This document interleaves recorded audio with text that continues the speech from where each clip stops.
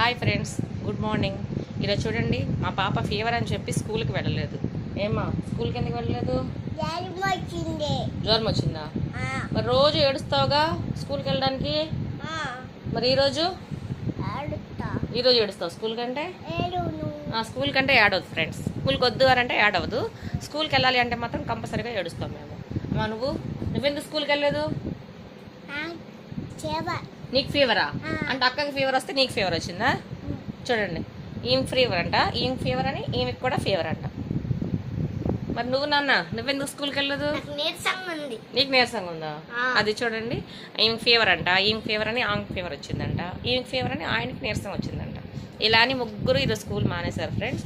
ఇంక ఈరోజు వీళ్ళు ముగ్గురితో నాకు ఎలా ఉంటుందో ఇంక మీరే ఆలోచించుకోండి. చూడండి ఎట్లా నవ్వుతున్నారు. నీకు ఫీవర్ తగ్గలేదు, పాపం ఫీవర్ ఉంది ఫ్రెండ్స్. పాపం 2 days నుంచి ఫీవర్.